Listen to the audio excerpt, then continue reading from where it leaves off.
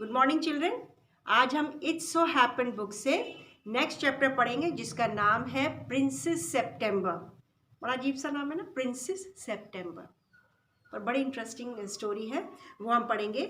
यहाँ पर मैं तुम्हें हिंदी में बताऊंगी, इंग्लिश में तुम लोग अपने आप ये स्टोरी पढ़ लेना। फिर जो वर्ड मीनिंग्स भेजूंगी वो सारे अभी करेंगे और जो क्वेश्चन आंसर्स भेजूंगी वो होमवर्क में करेंगे, ठीक है। तो स्टोरी इस तरीके से है। श्याम देश के राजा और रानी की अनेकों बेटियां हुई, बहुत सारी बेटियां हुई। उनका नाम याद रखने की कठिनाई के कारण उन्होंने अपनी बेटियों का नाम महीनों के नाम पर रख दिया, मंथ्स के नाम पे ना, जनवरी, फरवरी, मार्च, अप्रैल, इस तरीके से। और जो उनकी लास्ट बेटी हुई उसका नाम उन्होंने सेप्टेम्बर रखा, प्रिंसेस सेप्टेम्बर। श्याम के राजा की एक विचित्र आदत थी, बड़ी अजीब एक आदत थी। अपने जन्मदिन पर उपहार लेने की बजाय वो हर किसी को उपहार देते थे।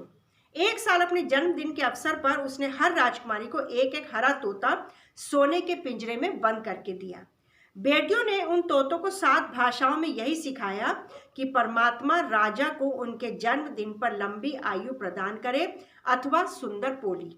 ये सिखाया कि जब तोता उनको मिला तो उन्होंने, ये तोते बोलते ना, हमें मालूम है, तो तोतों को क्या बोलना सिखाया?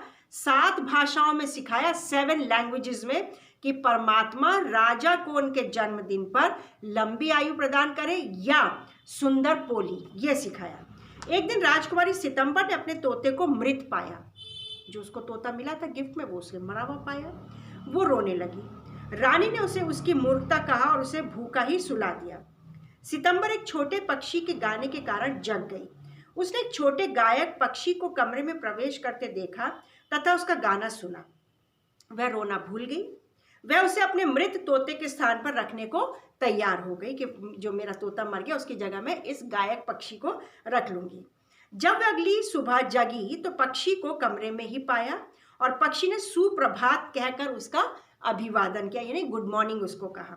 उसने उसके हाथ से चावल खाया। हर कोई ये देखकर दंग रह गया, हैरान रह गया। सितंबर ने सोचा कि अपने पक्षी को वह अपनी 8 बहनों को भी दिखाए। उनमें से प्रत्येक के लिए पक्षी ने एक नया गाना गाया। तोते तो केवल परमात्मा राजा की रक्षा करे ही कह पाते थे। पक्षी का गीत सुनकर राजा और रानी आश्चर्यचकित और आनंदित हुई। यानी जो तोते मिले थे 8, जो उसकी 8 और बहनें थी, वो तो सिर्फ यही बोलते थे कि राजा को लंबी उम्र मिले, सिर्फ एक ही बात सिखाई थी। लेकिन जो अब सितंबर के पास, सेप्टेम्बर, प्रिंसेस सेप्टेम्बर के पास जो तो पक्षी था, गायक था, वो अलग अलग तरीके के गाने गाता था और हर प्रिंसेस के लिए अलग अलग गाने गाए। तो उसको देख करके राजा और रानी बहुत हैरान भी हुए और आनंदित हुए, खुश हुए। राजा और रानी का मन उन तोतों का गायन, सुंदर पोली शब्द सुनकर अब ऊब गया था, क्योंकि तोते तो रोज यही बोलते रहते थे, तो अब वो ऊब गए। सभी 8 राजकुमारियां अब चिंतित होने लगी। तोते भी उदास हो गए। केवल राजकुमारी सेप्टेम्बर ही महल में लार्क पक्षी की भांति गाती हुई दौड़ती रही। अब जो बहनों को जेलसी होने लगी उसे ना, ईर्ष्यालु बहनों ने एक गंदा निर्णय लिया, गलत फैसला लिया। उन्होंने अपनी सबसे छोटी बहन को समझाया कि अपने पक्षी को पिंजरे में बंद करके रखो, कहीं वो सदा के लिए ही चला ना जाए। ये उसकी 8 बहनों ने सेप्टेम्बर, प्रिंसेस सेप्टेम्बर को समझाया कि अपने तोते को पिंजरे में बंद करके रखा करो, कहीं ऐसा ना हो कि उड़ के चला जाए। छोटा पक्षी उस शाम देर से लौटा। सितंबर को चिंता हो गई कि कहीं वह बाज पक्षी का शिकार या शिकारी के जाल में तो नहीं फंस गया। अतएव जैसे ही पक्षी आए, सितंबर ने उसे पिंजरे में धकेलकर दरवाजा बंद कर दिया। पक्षी हैरान रह गया, बड़ा हैरान हो, क्योंकि अभी तक तो उसको पिंजरे में बंद नहीं कर रही थी वो। उसे आशा बनी रही कि प्रातः उसे मुक्त कर दिया जाएगा। पक्षी को उम्मीद थी कि सुबह जब ये राजकुमारी सेप्टेम्बर उठेगी तो मुझे खोल देगी, आज़ाद कर देगी। पर वो अपनी आज़ादी के लिए निष्फल रोता चिल्लाता रहा। परिणाम स्वरूप वह अपनी गायन कला भूल गया। इतना रोया कि वो अपना गाना भूल गया। उसने भूख हड़ताल भी कर दिया और उसने कुछ नहीं खाया। अगले दिन सेप्टेम्बर ने पक्षी की आंखें बंद देखी तो उसे लेटे हुए पाया। उसकी हालत देखकर सेप्टेम्बर उसे सोने के पिंजरे से मुक्त करने के लिए राजी हो गई। पक्षी ने वचन दिया कि हर दिन वह उसके पास लौट कर आएगा और गीत गाया करेगा।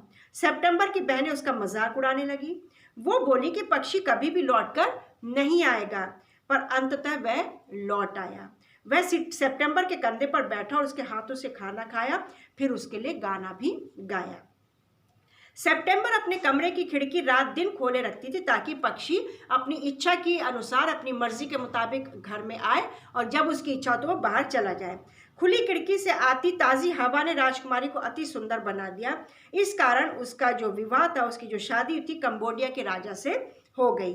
पर उसकी बहनें जो अपनी खिड़कियां बंद करके सोती थी, कुरूप हो गई, अगली हो गई, और उनका मिजाज भी खराब हो गया, यानी उनका बिहेवियर भी बहुत खराब हो गया, नेचर बहुत खराब हो गई। इसलिए उनका विवाह राजा के मंत्रीगणों से कर दिया गया। यानी जो राजकुमारी प्रिंसेस सितंबर थी, उसकी शादी तो एक राजकुमार से हुई कंबोडिया के, और जो ये 8 बहनें थीं, इनकी शादी किसी राजकुमार या राजा से नहीं, मंत्रियों से शादी हुई।